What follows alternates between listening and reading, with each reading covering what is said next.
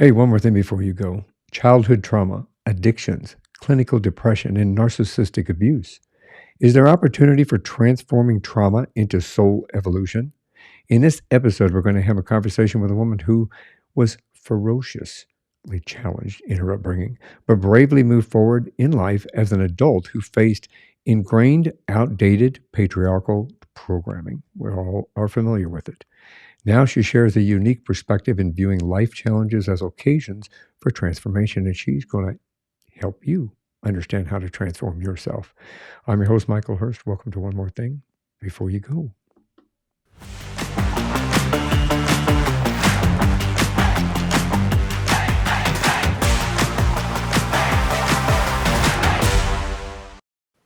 Through her book, Toxic Family, Transforming Childhood Trauma into Adult Freedom, my guest, Susan Gold, turns the standard paradigm on its head, courageously leading others through their own journey of abuse, addiction, and surviving narcissism, all while creating a distinctly empowering personal and professional life. Susan developed opportunities for soul evolution and created a conversation to clear toxicity in our family lines and free us from living in a painful and outdated matrix.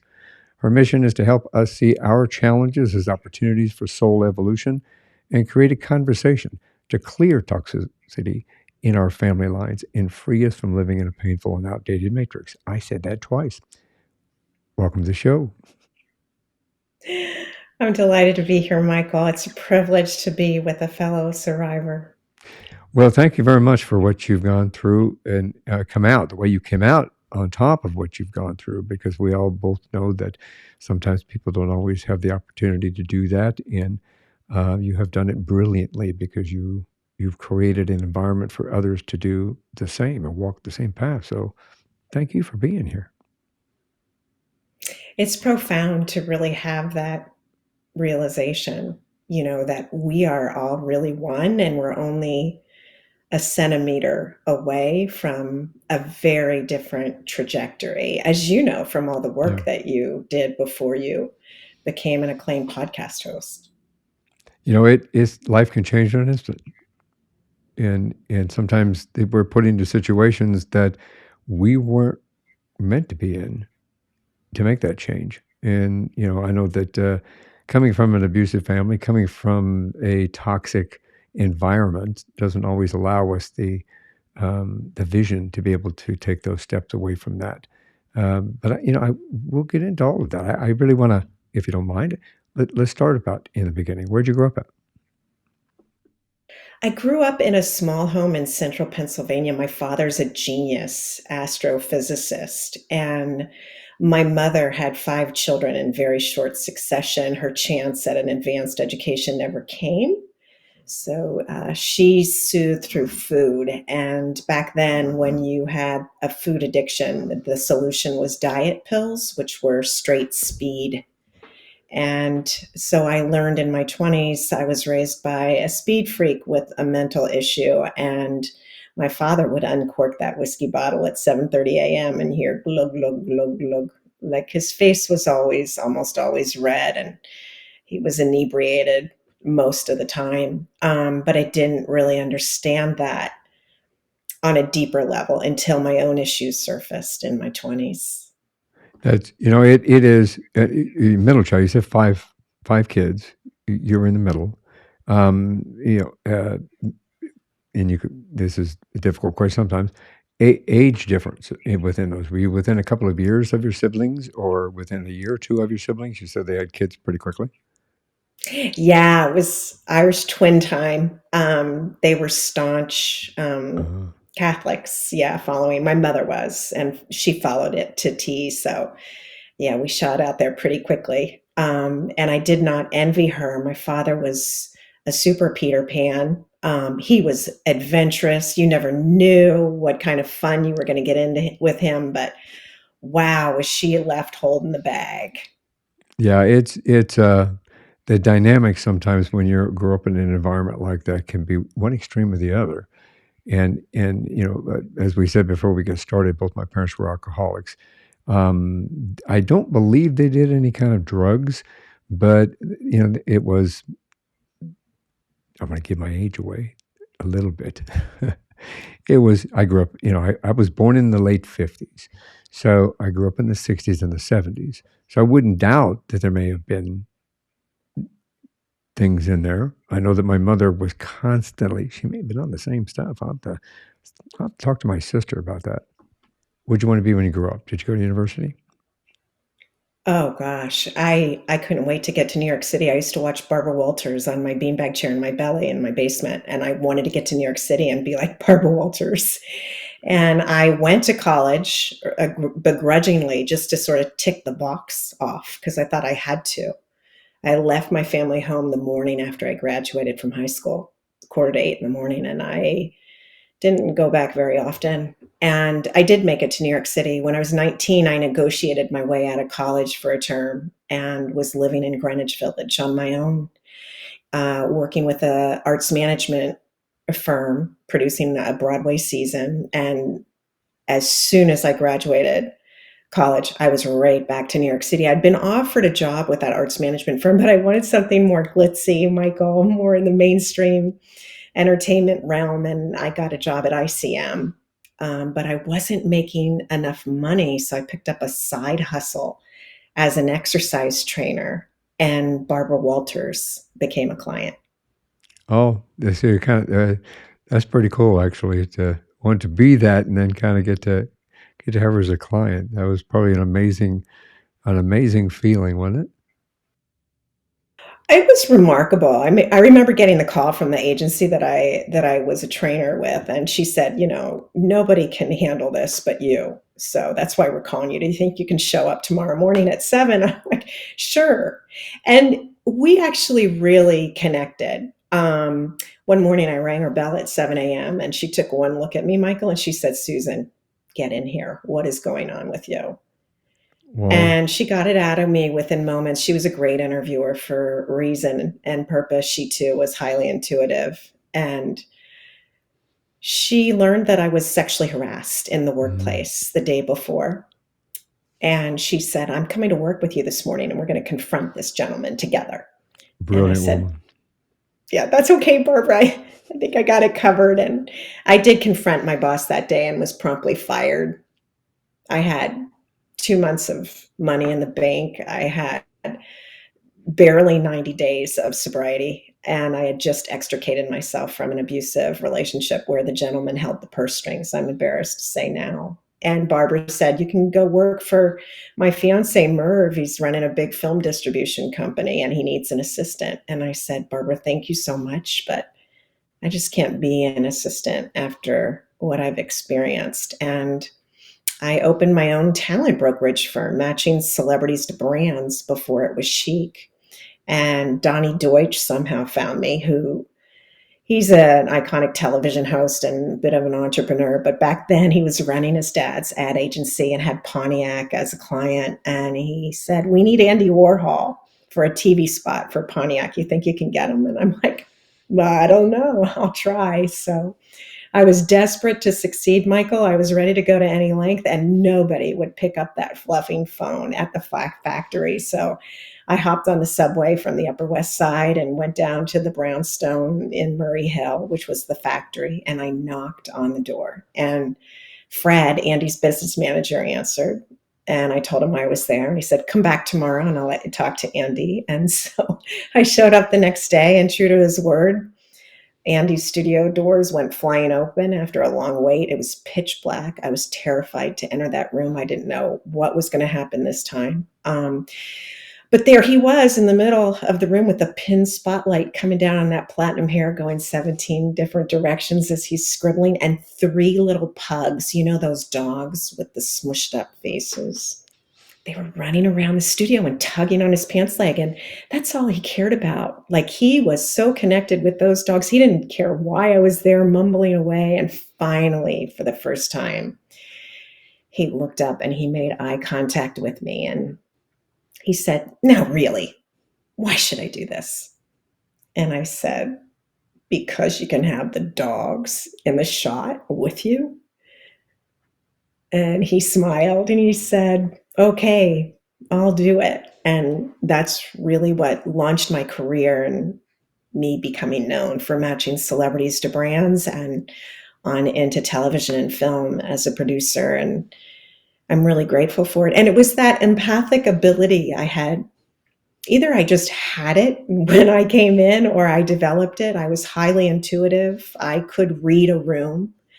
I could read the emotional intent. I could read people's emotions, feelings, and even their minds. Like I could get complete sentences when I was young until it became a little too dangerous to do that. But that's what kept me safe. And here I was doing the same thing with Andy Warhol. I could feel his isolation. I could feel his desire to connect and to be seen and for acknowledgement. And I could see those pugs meant the world to him.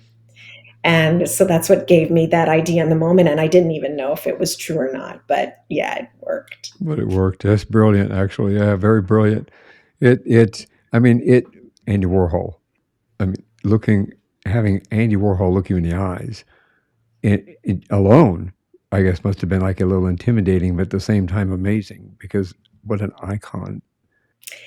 Yeah, but you know what? As you know, those people, I mean, and it just went on from there, just I was so graced in having exchanges with many, many celebrities. I mean, I convinced Taylor Swift to do an interview with cartoon characters. Like silly. But Very cool. they put their pants legs on one at a time, Yes, and they they do. have the same issues that we do, only they have to address them in public. And I have great compassion for Yeah, them. yes, they do. 100%. My experiences, as we were talking about before this got started, some of my favorite experiences were like when we had Gary Marshall out, and it was great. It was fantastic. My wife was like awestruck because we had been such fans for so long of Gary Marshall. And can I tell a funny story real quick?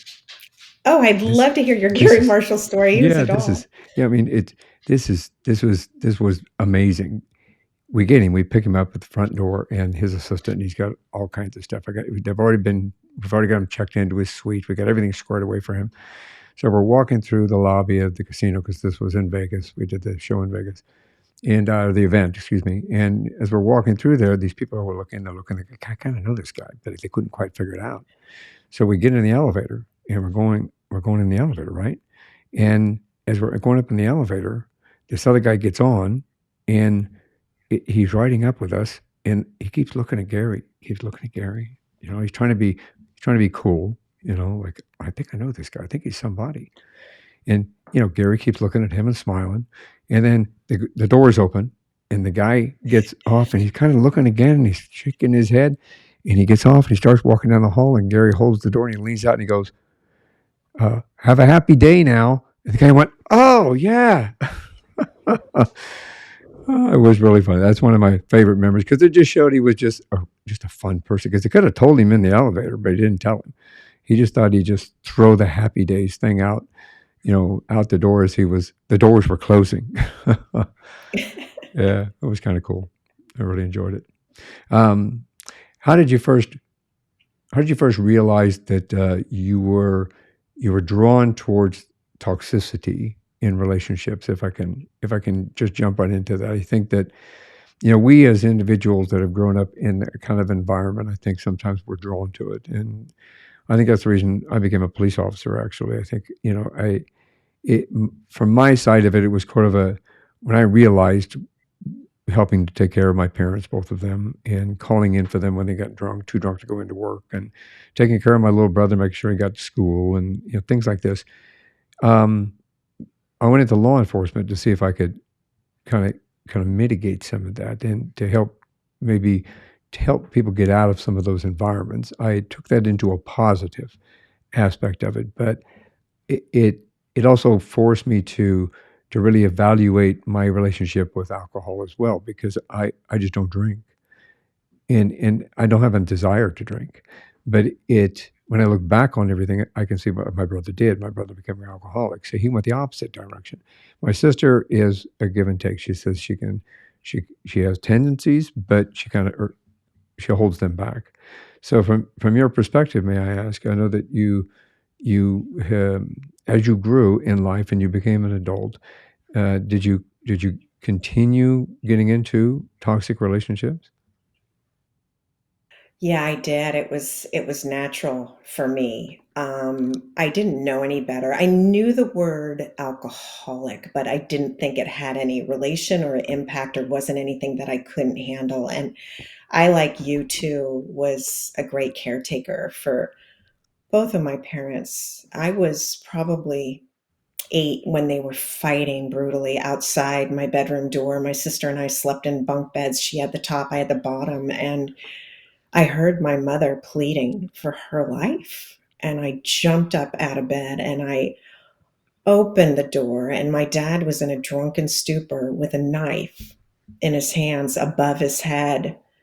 And my mom was on her knees, and I just screamed, "Stop it!" and literally passed out. So these fights, this drama, this was natural. This was a given. The lack of trust, the low self-esteem, the porous boundaries.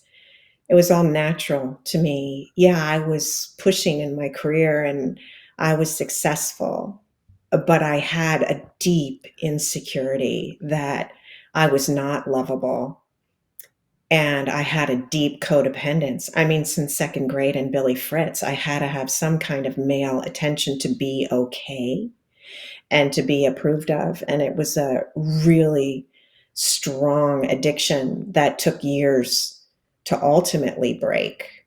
Um, and the relationships, initially, it was easier to pinpoint. And then the abuse got more covert. Um, and ultimately it was my marriage when I woke up to realize I was with an alleged narcissist, that it was like perfect storm, and it all made sense. Yeah, it's interesting coming from that environment and working in it with the domestic violence, especially during that 4 years that I was specific to that within itself. It allowed me to recognize a lot of things that I kind of went back in my childhood and relived certain aspects of my childhood in thinking about that. And I learned that I kind of did the same thing that you did. I think others out here that are watching and listening, maybe feeling the same thing, is that I don't feel loved enough. My self-esteem isn't enough because they, at least in my particular case, and I think especially with a narcissistic, somebody that's a narcissist, their primary objective is themselves. And the other was other people around them, whoever they happen to be, the other people around them are just stepping stones to get where they want, or to feel the way they want, or to be the way they want from that perspective. And understanding and seeing that takes strength and courage, I think. Uh, once you started seeing that evolve from that perspective, um, how did you step out of it? How did you move forward? Are you talking specifically, Michael, with my marriage, or are you talking about in my family system? Let, let's start with your family system, if we can, please, because intergenerational trauma. And I became familiar with that term a couple of years ago in regard to another conversation that I had, and I didn't really pay attention to it for in the beginning when I first started talking to this person. And forgive me, I'm trying to remember his name while we're talking, but I can't. Um, it was way back in the first 50 episodes that I had done. But this individual talked about how we pick up positive things and negative things from our parents, who picked up positive and negative things from their parents, and down the line. So you could have great great great grandparents, for example, that you can look back through the line and back through the stories and back through the the lineage, and you can see that, well, three great grandpas ago, they were a heavy drinker. But then people were justifying it at that time because of the time frame, because, well, the water's not really clean, so the best thing to drink is beer or whiskey because the water isn't clean. But in reality, what it created was an environment of alcoholism that went from great great great grandfather to great great to father, from that perspective. But I hadn't looked at that relationship from that perspective until I started understanding intergenerational trauma, which also goes into abuse. I learned in working on the job, that people who come from an abusive family will most likely continue that abuse down the line, even though they recognize that they came from an abusive family. So, if we can help people understand, um, I guess the steps that you took to recognize that you from your family perspective, how you recognize that there's something you needed to kind of correct, or to step away from and take a better view from. Yeah. So in my childhood, I had the sensation, the intuitive hits on it. My great grandfather died of cirrhosis of the liver. Both of my grandmothers, maternal and paternal, when I asked if they would marry their spouses again, they said absolutely not. My maternal grandfather was beaten by his stepmother when he was young, almost to the point of death, which brought on psychotic episodes. He foisted the same abuse on my mother. And after those episodes, she was to remain mum. She was molested um, by a community member and was never allowed to admit that and receive treatment for it. My father's father was a Peter Pan. He wanted to be the child in the household. His wife, my paternal grandmother, was, this is what you do, you have children. And she tried to compensate.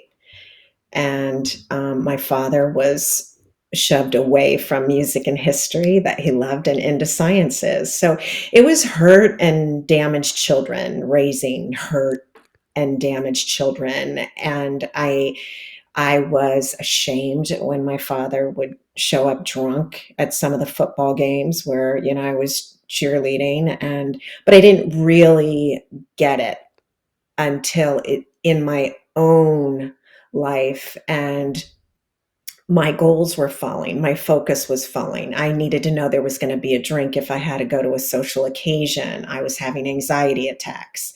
I took the wine jug out of the refrigerator and unpopped the cork at work and took a slug to ask for a raise. And I was replicating my father's behavior.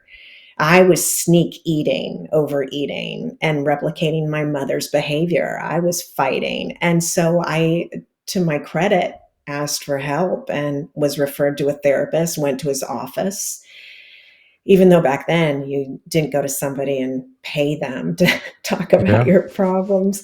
But the first thing I said was, my life is out of control and completely unmanageable. And he immediately started talking about, was there alcoholism in my family? How much did I drink? How much did my father drink? And I didn't get it. I was like, I'm happy when I drink.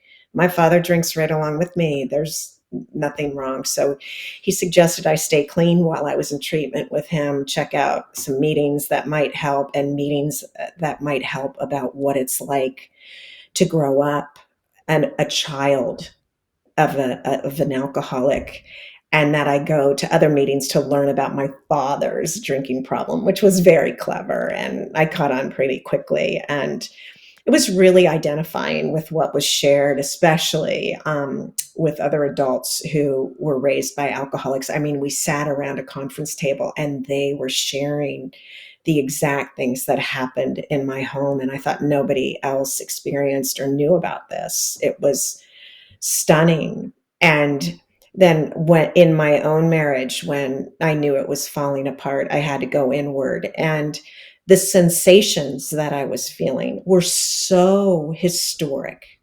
It was like bringing the map forward. And the fear of being abandoned and neglected was not just from this timeline. It was ancient. The fear was so deep because I was pulling the weight. I had bought our family home. I was paying the bills. I was the breadwinner in most of my adult relationships and certainly in my marriage. And I was terrified to be abandoned. It's I understand that from that perspective. It is a walk that we struggle with on a consistent basis. I I've had the same feelings that you have had. I went to Al-Anon, which is like a teen Alcoholics Anonymous, but it's not for it's for kids of parents who are alcoholics. And the realization of listening to the other individuals, just like you had just done, it kind of hits you because you kind of you have to question yourself as to why would I keep myself in that situation if that's really what was happening. It's happening to these other people as well, and they're here with me. And you, I think that we feel that within our soul. And that's what I like when you touched upon the fact that you empower the soul, is because it cuts really deep within our soul. The want, the need for attention, the need for most actors, most comedians are depressed or come from a family that's dysfunctional, and they want the attention. They want people to like them. They want people to. We all want somebody to like us. We all want to be part of the group. We all want to be that one person that somebody wants to look in their eyes and say, "I can't live without you." We all seek that because we're human beings, and we're connected in that regard. Well, but sometimes we get kicked off that path, unfortunately. Um, with you recognizing what you did and seeking help, I think this individual opened your eyes a little bit, and your heart a little bit, and maybe your soul a little bit, to understand that you deserved better. And I think it's a message to everyone that's listening or watching, is that if you're in this situation, if you're going through this yourself, that you are worth it. Yeah, help is definitely necessary, and getting clean was just the basic building block I needed to really start a path of opening my heart, expanding my consciousness, and becoming fully human, connecting with Mm. that little one that I shut down, that's within my heart. I feel a piece of my soul is in my heart guiding me. And I just shunned that voice and that being and that sweet one for so many years, stoically moving through and discrediting her. So it's been a journey to come fully aware and awake of that Yeah. being of love inside of me, that's inside of you, that's inside of the guy that I used to ignore, or the gal at the end of the ramp in LA, and ultimately came to understand, man, they're a human being who's had a really tough ride. And I started opening my wallet and giving them whatever came out. It was like a total shift in consciousness. Hello. They are not evil people. Yep. Not. Well, I think it allows us to understand, again, we're all connected. We're all human beings. We're all connected. We're all seeking the same things. We all want love. We all want happiness. We all want to eat. We all want a roof over our head. We all want to enjoy life. We all want the opportunity to succeed. We all want to move forward in a positive way. We all want to sleep under or on a bed, a warm bed. We are all human beings. We all want a hug. We all want love. We all want, to feel. And those of us that have come from a dysfunctional family and have done so through adulthood, early adulthood, it took me years, even as a cop, it took, thinking I was in control here, from a different perspective, that, I didn't, I don't want this to be displayed wrong. As a police officer, I felt more in control of my life. And whenever I entered somebody's house in a domestic violence situation, I felt that I could add some control to somebody else's life. So when I removed somebody from a home because they were in danger, or removed somebody from the home because I felt that they needed an opportunity to break away from the environment that they were in, I was in control of that. I had the opportunity to take that and share that with other people to put them in a more positive environment. We wear masks We all wear a mask. Everybody wears a mask. And coming from a dysfunctional family, I felt the embarrassment that you felt when your father shows up to you to the football game when you were cheerleading intoxicated. Mine did it while I was in a play. Mine did it with my with my it it just it it is a feeling that never really goes away, but it's something that we can improve upon and make sure that it doesn't happen down the line. So I made sure, for example, my kids, I tried to take some positives. My parents did give me some positives. I'd like to take the positives from that and embark them onto my kids because I felt they were positive. And then I take the negative aspects of what I grew up with and make sure my kids understood what that was and how could obtain the tools that they need to make sure they succeed in life. And I think we all have the opportunity to do that.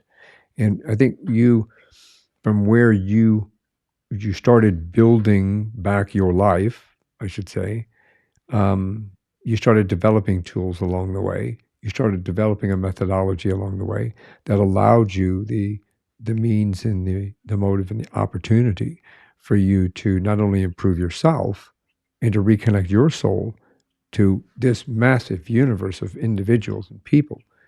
And from a humanitarian perspective, that we're human, we're compassionate, we are empathetic. We all need something. We don't know what somebody, like you said, we don't know what somebody's gone through that's sitting at the end of that ramp. We don't know if they're a father, a mother, a son, a daughter, they're an uncle, they're an aunt, they're a grandparent. You don't know what they've gone through right before they were at the end there asking for something. So in doing so, how did you learn to start taking the first steps into improving your environment, improving your situation? Yeah. Well, obviously, the first was to get clean, so I could get into reality because I was in a faux reality. And then it was a spiritual walk. Then I started all sorts of modalities and long term meditation, you know, vision quests and sweat lodges and endurance athletics. I was a marathoner, then I was a triathlete, and then a nationally ranked master swimmer. But ultimately, Michael, what I found was I was seeking from the outside in rather than the inside out. And it took a walloping lesson to really get it to the core of my being. I was very successful in New York, and ultimately was invited to LA for a juicy career move. But it was truly to meet the man who would become my greatest guru, as in teacher. And that was the man who would become my ex-husband, because I think I mentioned that I was still dependent on male approval to feel whole. And I thought this was my life partner. Finally, here, said and did all the right things, seemed like he walked right out of a golden age of Hollywood movie. And it's because he actually did. He had no construct authentically. He had created it. He had come from an abusive home and had never taken the opportunity to address it, and instead had created a false persona, in my opinion. And we partnered for 15, 16 years on the whole. And about year 13, I woke up and I said, wow, I'm feeling so drained. I don't know if I can continue. I had bought our home. We had a son. I was doing most of the household responsibilities and working, bringing in the majority of the income and caring for our son. And I literally was going to split out of myself and fall on the pavement. I was so exhausted. And I decided, well, I know our marriage is well past the expiration date, but I'm going to bring some fiscal integrity to this thing because I'm not going to let go of it, right? Back to the control. And we went to mediation, much to his credit. He came and we got to the last point of what was post-nuptial agreement. And I thought, wow, our marriage is saved. And that's when he folded his arms and those eyes went into those cold lizard-like slits. And he said, I'm hiring an attorney and I'm filing for divorce. And that intuitive voice that has always followed me came right over my right shoulder and through my heart. And it said, this is the universe doing for you what you cannot do for yourself. And we went back to our home and he took up residence in the master. And I, by choice, took a mattress across the floor into a partial conversion in our garage.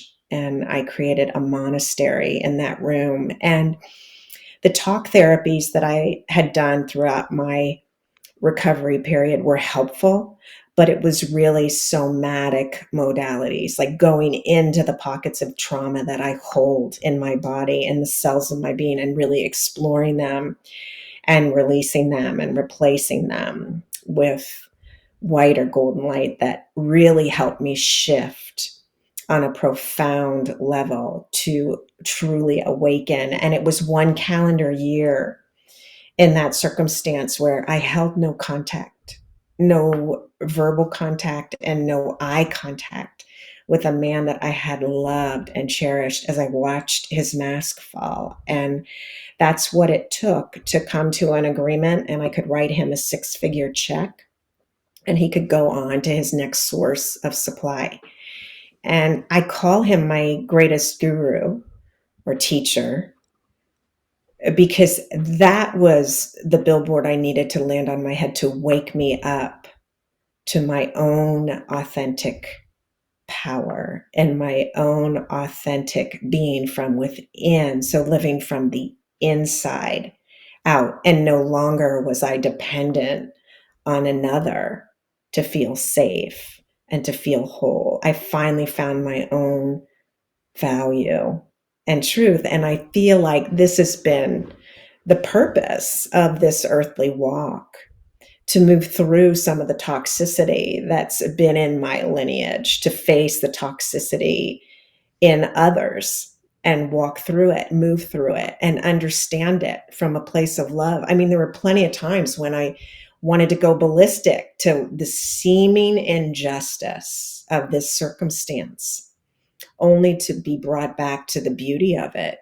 I mean, I was grateful I wasn't in my ex-husband's body having to do this, having to survive this way. I had compassion for his reality and his experience. And I actually had gratitude for all I was learning in this with love. And that's when my viewpoint really shifted to the core. And I could see how these challenges, including the home I grew up in and surviving it, including making a way for myself and standing up for myself within the entertainment industry and making a career from it, and then standing up and moving through this horrendous experience of this divorce to actually thrive and to understand the messaging. Oh, this is why I'm here. I'm here to share this message and try to offer help to others.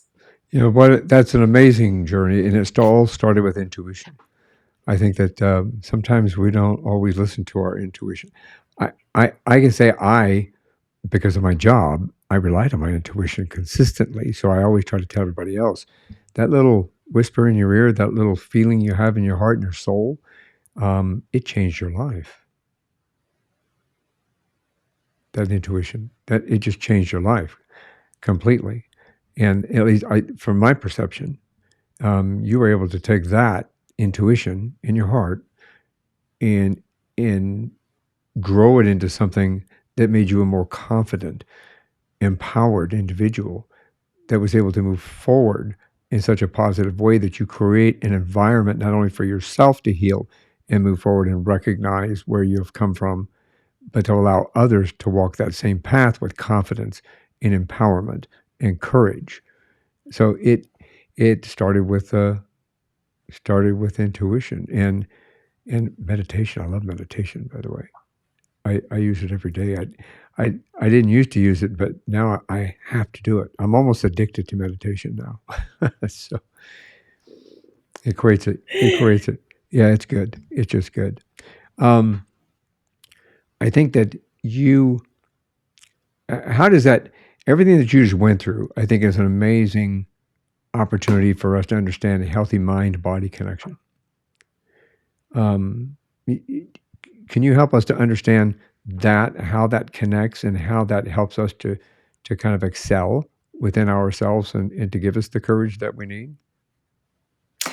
Well, healthy mind body connection for me was again foisted upon me when another false persona got stripped away. I mentioned I was an endurance athlete and I kept having injuries as a marathoner. So I got the genius idea, well, I'll spread it out over 3 sports and maybe I won't get as many injuries. So I started triathloning, and then I was having trouble off the bike and into the run. And so I decided, okay, I'm just going to focus on master swimming. And I tried training like an NC2A athlete and hired Olympians and world class swimmers to train me, and was throwing kettlebells and going into the hot yoga room. And I had to realize I was using exercise like a heroin addict. And ultimately, I couldn't walk around my block. So that lesson really helped me tune in and understand I am worthy of saying no, of not having to achieve. There's so many times I was up at 4 in the morning to jump in that pool at 5:30, and it's 38 degrees in Pasadena on the deck and 76 in the pool, and I'm freezing for the hour and a half. And you know what? I don't have to do that anymore to be okay, and to that's not the most loving thing I can do for my being. And that's been a total shift to really tap into that. I didn't know if I wanted spaghetti or Chinese food for dinner, and I didn't think I mattered to make that decision. And it's been an evolution for me to take a breath and to stop and say, hey, wow, maybe I don't want to call that person and have a conversation right now. Maybe I feel like taking my dog out for a walk and soothe first before I have to express what I need to express in that phone call. This is a new universe. This is a new zip code. Giving myself that kind of space and others that kind of compassion. That's an interesting moment of truth within yourself. I think that, some of us, I recognize a couple of things in what you had said in regard to some of us have gone through stuff that I didn't have an issue with alcohol, but I had an issue with work. So my addiction was work, work, work, work, work. And it took me a really long time to understand that that was an addiction. I would I'd volunteer for every shift. I'd volunteer for everything I could get my hands on. And it was, as long as I was working, I, I didn't stop to think about stuff. My wife, I'm proud to say that she's gone, this is her third year sober now. Oh, wow. Yeah, she just achieved that recently. Um, she had realized, and she grew up with an alcoholic father, and she recognized that she would overeat, she would stress eat, she would do this. When that didn't work, she would move on to something else. She realized that when to fill a void that she has since worked through, to be honest and open, she has since worked through and recognized within herself that she kept, it was like she would exchange one addiction for another. Mm-hmm. Do you think others experience the same thing, or is that, is not isolated with my wife or with you? Other people feel that they exchange one addiction for another. How do we recognize that we're exchanging one addiction for another? Can we help people understand how to recognize that? For me, it's about taking a breath. I knew I was overusing exercise. I knew I was codependent. I knew that I took things to the extreme. It was just a piece of my personality, but really had to run me over to really stand up to it. So I think we all need to hit our Mhm. bottom. We all need to learn authentic surrender. And if you try to surrender inauthentically, it's just going to backfire on you. And yes, I think that we've created through our structures a natural attraction to addiction. I mean, my son's college roommate, double major, double minor, working a job and an intern all at the same time while he's going to school. I mean, it was just insane, just this insane need to be perfect and do more. And I think it's luckily starting to crumble. The cracks are showing, it's not working. And we need to slow down and give ourselves space and the tools we need, the support we need to address these outdated, broken ways of coping, of being, of creating exchanges that I believe has been programmed. I believe so as well. I think that when you watch movies, TV, whatever it happens to be, and especially in the 40s, 50s, 60s, 70s, 80s, it was to relax, get a drink. To relax, have a smoke. I mean, the society created the environment to say, in order to accomplish this, or in order to have a good time, you have to go out and party and stay out till 2 in the morning or 3 in the morning, and then go to breakfast, and and then go home, get 2 hours worth of sleep, and go back to work. And I can't say that I didn't do that. I did when I was really young, back when I could. I'm too old to do that now. But it's plus I've learned, of course. But I think that the opportunity for individuals to really kind of understand that we have a choice in life, and no matter what circumstances you come from or what circumstances you're in, that choice is a valuable tool to take your first step. You have a choice. You have to choose to move forward. You have to choose to recognize. You have to choose to be able to take the step outside of that arena and get some help. And sometimes it's difficult, sometimes it's hard, but there are those out there that will help anyone that's listening or watching that are in these situations. There are options for you to get help, to help you step out of that, and to help you recognize that, and to help you come to the realization that Susan has come to, and that I came to. It's a journey, no matter what you're going through, whether it be depression, anxiety.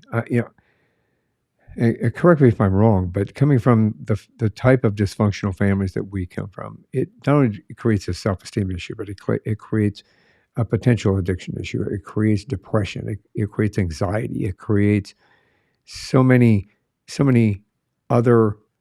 It compounds upon each other. I think, and sometimes we have to pick away at that one at a time. Would you think? Yeah, for maybe not one at a time. I mean, for me, it was sort of a chiseling away at multi layers. The flap would come up, and then another flap would come up, and then because I'm never going to be that perfect place. Right. But it is absolutely living in a different arena when you become willing to surrender and say, hey, I need help with this or that or whatever it is. And quite frankly, most of us do, or we wouldn't be here Yeah, walking this walk. I agree. I agree. Had you always wanted to be an author at one point, or how'd you come to write the book? Oh, Michael, heck no. I had an Irish seer in 2007 tell me I had a book to write, and I was like, let me shove that under the carpet. So in 2020, Back to Back Intuitive said he had a book to write, and the last one said you have 3 books to write. So I thought, oh, fluff. Before this turns into some kind of library, I guess I'd better get going. And my book title was Magical Illumination: Transforming Childhood Trauma into Adult Freedom, because that's what I feel it's been. And I have a beautiful relationship with my family today. I applaud each of them for the roles they played. Mm. And I wrote the book and didn't really feel connected. I took it on like a producing assignment. When we launched Fox News Channel, we'd come in at 7 in the morning, and the higher ups would say, "Okay, here's the topic. We need both sides covered. We need multi ethnicities, and we hit at 1:30. Go, and you'd have to like Right. find it, right? So I did the same thing with the book. You're going to sit here for 15 minutes a day and you're going to write if you got something to say or not. And within 9 months, I had the manuscript, but I didn't feel connected to it, Michael. Mm. And I had some tools in the appendix that I just thought, everybody knows these tools. This is just really silly. And so a wise mentor said, go back through that manuscript and write it from little Susie's point of view, the one Oh, that's walked brilliant. through this with Brilliant. you. And it didn't change so much the black and white of the manuscript, but it changed my connection to it. And my publisher said, hey, those tools in the appendix, they're pretty spectacular. I want you to expand on those. I was like, really? Doesn't everybody know that? No, they don't. Yeah. So, and I'm just trying to squash the fact that I'm supposed to have 2 more on the house according to the universe. Well, you know how you solve that? You don't go back to an Irish seer. Look for an Italian seer or a French seer. I started to do some YouTube videos, posting some YouTube videos.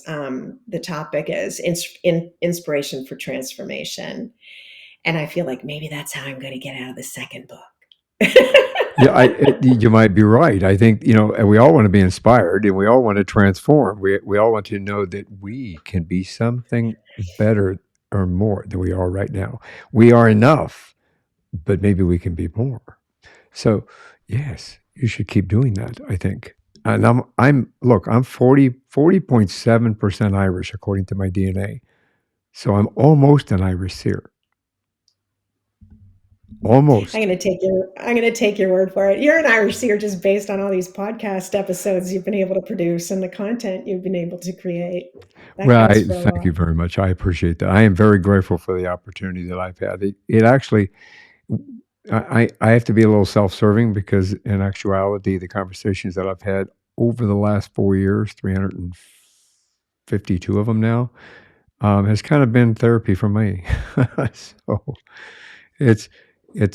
but at the same time, though, I have to say that we've been able to, help other people across the world and to bring the inspiration, motivation, and education that my intent was to do in the first place. And, my objective is similar to yours. I want to make sure everybody knows that we are all human beings, that we're all connected, and that, because somebody may be in a different point in their life doesn't mean that they're not worth it. And if somebody in our life comes into it that at some point is usually meant to be, and we just have to recognize the opportunity within that or the lesson within that and take that to improve our lives as well as those people around us.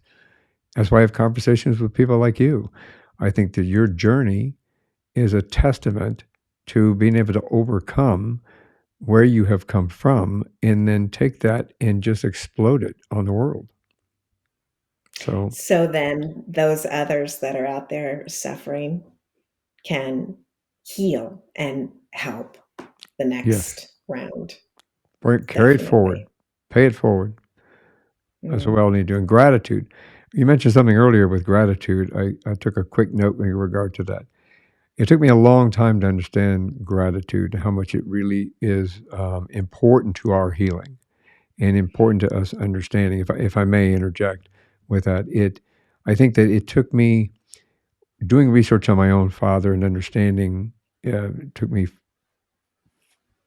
45 years to get to this point, to really kind of understand where and why, for example, he became an alcoholic.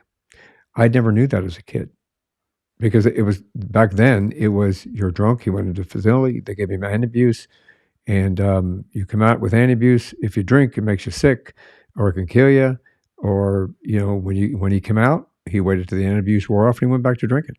I mean, that's just the way they did things when I was a kid.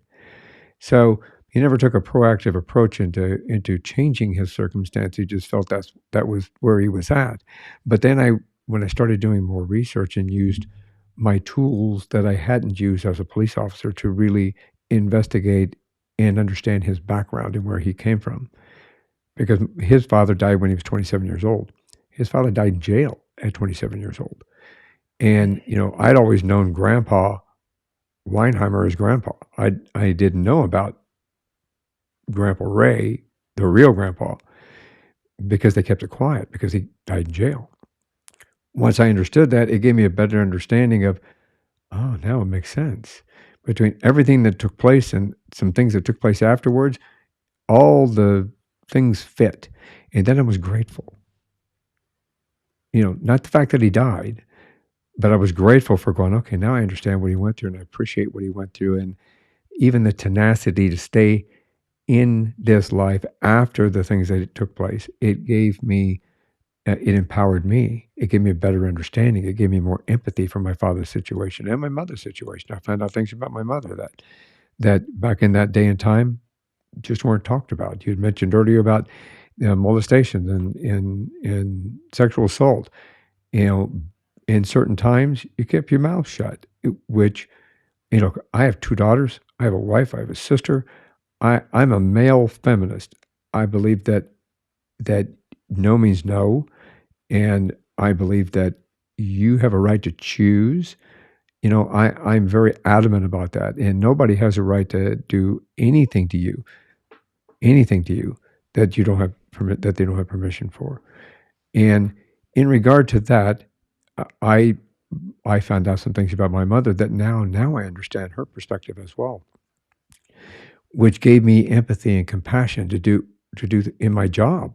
It gave me more empathy and compassion when I was dealing with people in certain situations because I went, okay, now I understand a little deeper.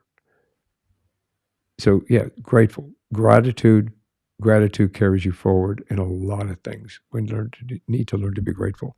Um, could you give us some tools that others can start using within themselves? I know that we're going to talk about your book here and how to get a hold of it and everything, and I know that some of the tools are in the book, but could you possibly share some tips or some advice with us in regard to how someone can help themselves in situations like this? I'm gonna share a really simple one because it's helped me so much and I still use it. A lot of us that come from traumatic backgrounds are carrying that trauma and we live with our central nervous systems on overdrive. We're in a traumatized global world right now with what we're seeing. We're all carrying trauma. So what I suggest is taking a hand, either right or left, doesn't matter, put it on your solar plexus, which is just below your breastbone, and feel the breath go in that place. You'll feel pretty quickly relief just by noticing the breath going in and out with your hand on your solar plexus. And then say either to yourself or out loud, I'm okay. And you repeat, I'm okay, until you feel a whole body release. You'll feel the central nervous system calm down and you'll feel a quietude within you. And that's your authentic being. So that's my recommendation, Michael. That's a great recommendation.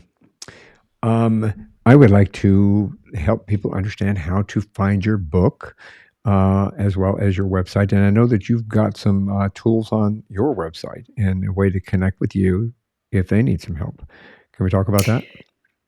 Only if you feel drawn, because I'm not a salesperson. I hate when you get this sales pitch at the end. But if you feel drawn, everything is at susangold.us. You can subscribe to my free newsletter that goes monthly. Yes, I don't send you weekly emails, don't worry. And there's a little prelude to my book, which is my first bout of suicidal ideation at 6.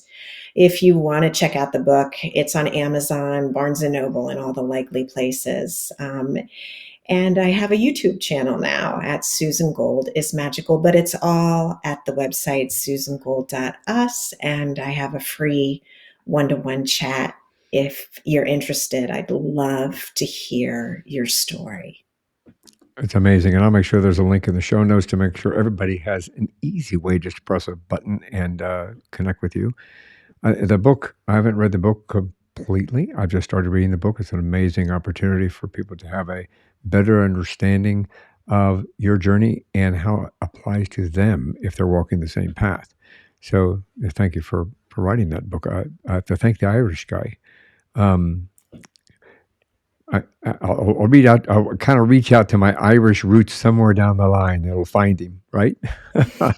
Yeah, I might. he's definitely a relative somewhere, Michael. It's got to be. Yeah, we're all relatives together in the Irish, but I'll reach out to him.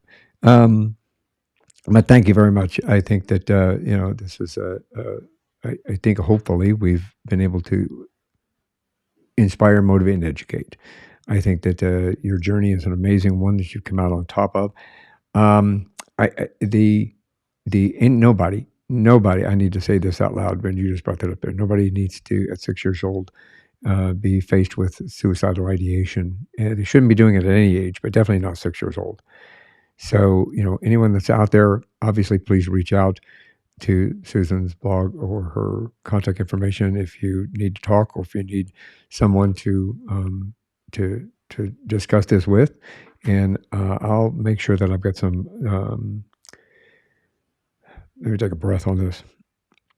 I will make sure that I have some resources in the show notes as well for individuals who are going through this, that if you feel that you're in a situation that you need to get out of and you don't know which way to turn, then I'll provide you with some resources as well in order to get out of that situation to help you move forward in your life.